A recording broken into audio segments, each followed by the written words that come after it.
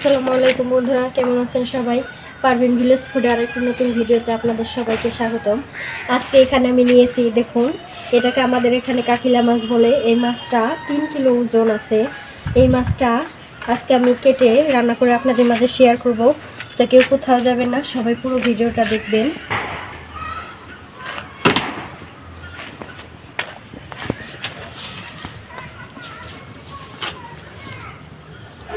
কত বড় মাছ দেখুন, এত বড় প্লেট, তার উপর প্লেটের বাইরে চলে যাচ্ছে। তো আমি এই এত বড় কাকিলা মাছ কখনো খাইনি, ছোটটা খেয়েছি। তো আপনারা কেউ খেয়েছেন কিনা সেটা অবশ্যই কমেন্ট করে জানাবেন। এখন আমি এই মাছটা কেটে নেব। তো মাছের মধ্যে অনেক আঁশ আছে, এরকমভাবে আঁশটা ওঠানো যাবে না, তাই আমি মাছটা কেটে নিচ্ছি প্রথমেই। তারপরে আমি মাছের যে পাখনা আছে, আঁশ আছে, এগুলো তুলব।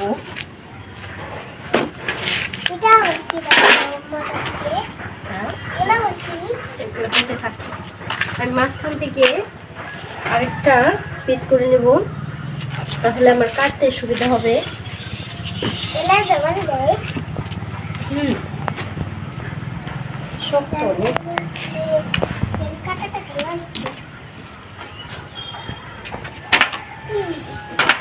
এই দেখুন, 3টা পিস করে নিয়েছি।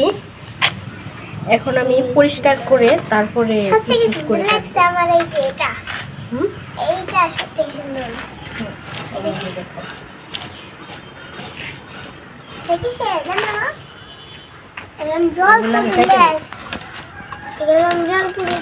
জল পড়িলে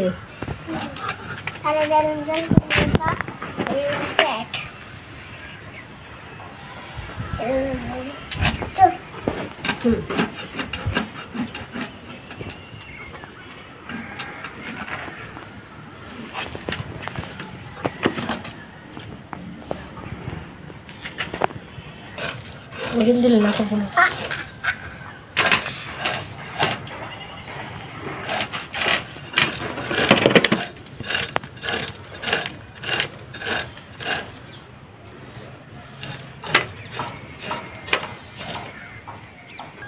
মাছের আঁশ খুব ভালো করে ছাড়িয়ে নিয়েছি। এখন আমি পিস পিস করে কেটে নেব।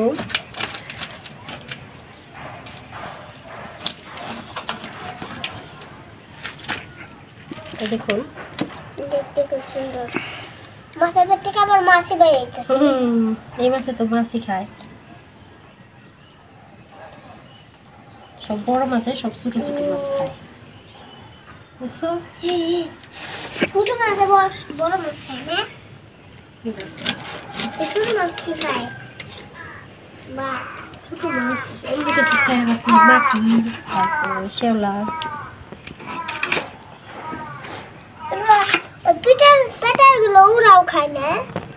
আমি এরকম ভাবে মাঝখান দিয়ে যে মাছটাকে ফেলে নিচ্ছি।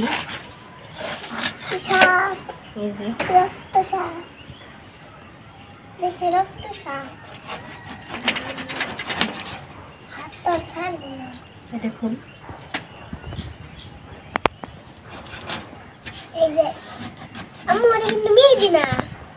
কি এগুলো?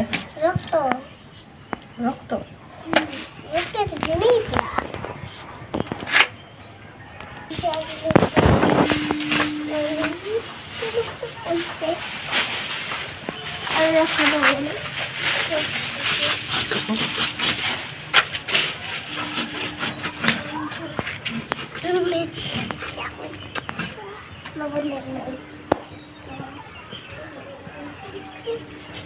পুরো মাছটা এই দেখুন কাটা হয়ে গেছে। এই যে অনেক মাছ হয়েছে। পুরো মাছ কাটতে যতটুকু কষ্ট না হয়েছে, মাথা কাটতে কিন্তু তার সে বেশি কষ্ট হয়েছে, খুবই শক্ত। তো এখন আমি মাছটা পানি দিয়ে পরিষ্কার করে দিচ্ছি। এখানে অনেক মাছ আছে, এত মাছ তো আর রান্না করে খাবো না, তাই আমি যতটা রান্না করব ওই কই পিসই খুব ভালো করে দিয়ে নেব, আরগুলো ফ্রিজে রেখে দেব।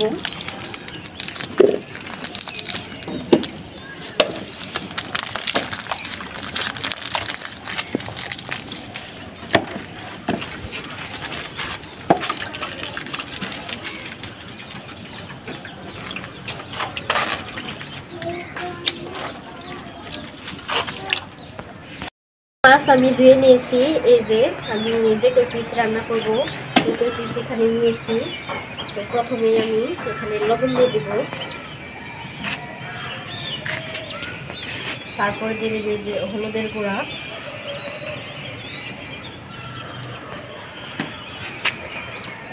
তারপরে দেব মরিচের গুঁড়া। এখন আমি মাছটাকে মশলা দিয়ে খুব ভালোভাবে মেখে নেব।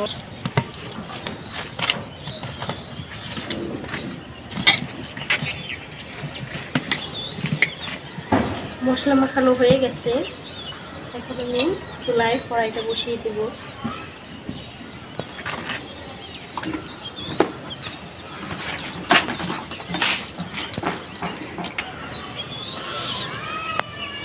কড়াই ভালো করে গরম হয়ে গেছে। এখন আমি দিয়ে দেব সাদা তেল। আপনারা চাইলে কিন্তু এই রান্নাটা সরষের তেলও করতে পারবেন। সরষের তেলে রান্নাটা করলে আরও খেতে বেশি ভালো লাগবে। দিয়ে দেবো সামান্য পরিমাণে একটু লবণ তেলের উপর।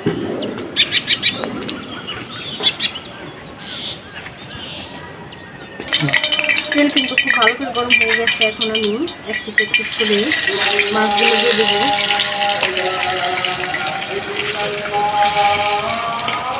এই মাছটা কিন্তু আপনারা চাইলে না ভেজে এরকমভাবে মশলা মাখিয়ে তারপরে ঘন করে রান্না করে খেতে পারবেন, কিন্তু আমি এখানে ভেজে রান্না করব।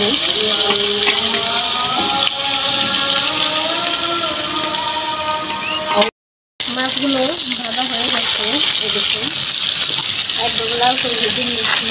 এখন আমি তুলে দেবো।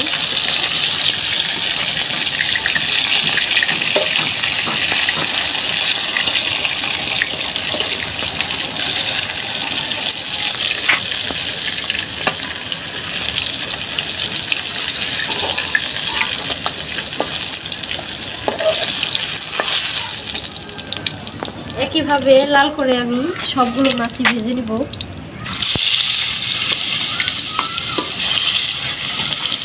এই মাছগুলো কিন্তু আমি একদম লাল লাল করে কড়া ভাজি করে নিলাম। আমার কাছে মনে হলো এটা একদম লাল লাল করে ভাজলে খেতে ভালো লাগবে, সেজন্য লাল করে ভাজলাম। এখন আমি ওই মাছ ভাজার তেলেই আলু দিয়ে মাছ রান্না করব, তাই আলুগুলো ভেজে নেব।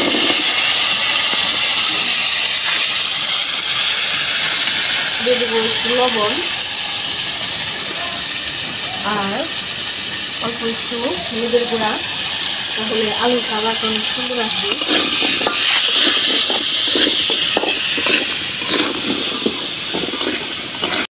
মাছ আলু ভালো করে ভেজে নিয়েছি। এখন ওই মাছ ভাজার তেলেই সামান্য পরিমাণ একটু তেল দিয়ে দিলাম। এখন দিয়ে দেবো পেঁয়াজ কুচি।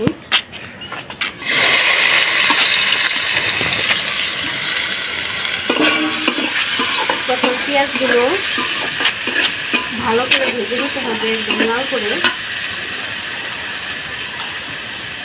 দিয়ে দেবো পরিমাণ মতো একটু লবণ। লবণ দিলে পেঁয়াজটা তাড়াতাড়ি সিদ্ধ হয়ে আসবে, ভাজাটাও তাড়াতাড়ি দিয়ে দেবো।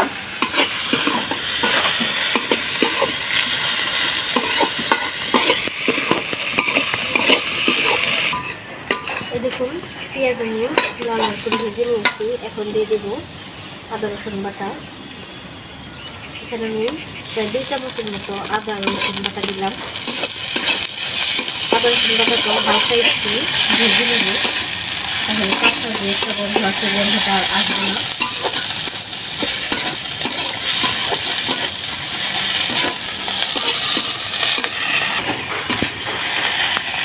আদা রসুন বাটা দিয়ে আমি এখানে একটু নেড়ে চেড়ে ভেজে নিয়েছি। এখন দিয়ে দেবো পানি।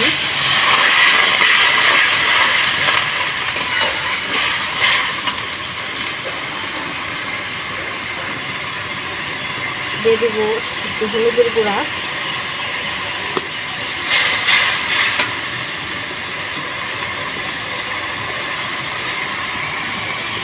মরিচের গুঁড়া। মরিচটা একটু বেশি দিলাম, তরকারিটা ঝাল ঝাল হলে খেতে ভালো লাগবে। এখন মশলাগুলো খুব ভালো করে কষবো।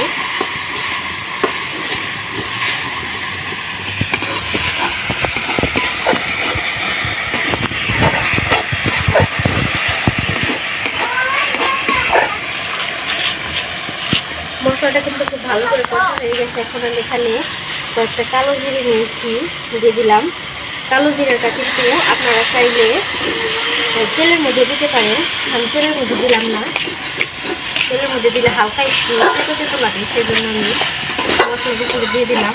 আবার বেটেও দেওয়া যায়, কাকিলা মাছে কিন্তু কালি জিরা দিয়ে রান্না করতে হয়, তাহলে এই মাছের আলাদা একটা ফ্লেভার আছে, ওই ফ্লেভারটা আর আসে না। তো ভালো করে তো মশলা কষানো হয়ে গেছে। এখন আমি এই যে একটা বেগুন কেটে নিয়েছি, দিয়ে দিব।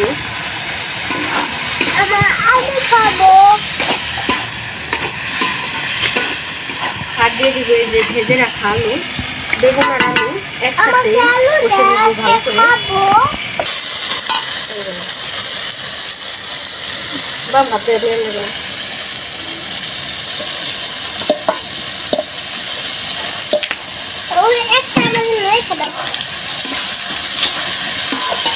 মশলার সাথে আলু আর বেগুন একদম ভালো করে কষবো, যাতে কষতে কষতেই সব কিছু একদম সেদ্ধ হয়ে যায়।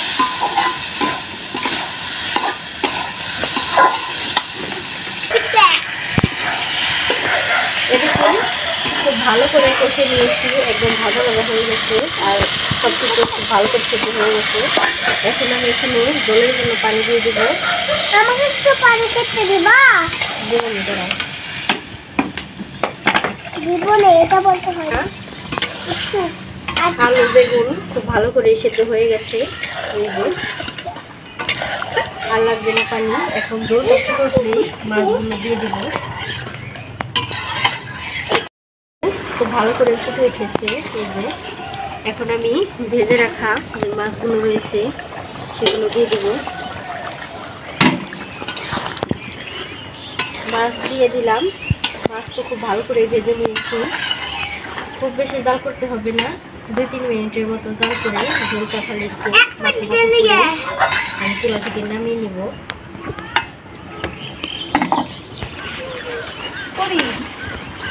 দেখুন ঝোল অনেকটাই কমে এসেছে আর রান্নাটাও আমার হয়ে গেছে। এখন আমি চুলা থেকে নামিয়ে নিব। ঝোলটা আমি একদম মাখো মাখো করে রেখেছি।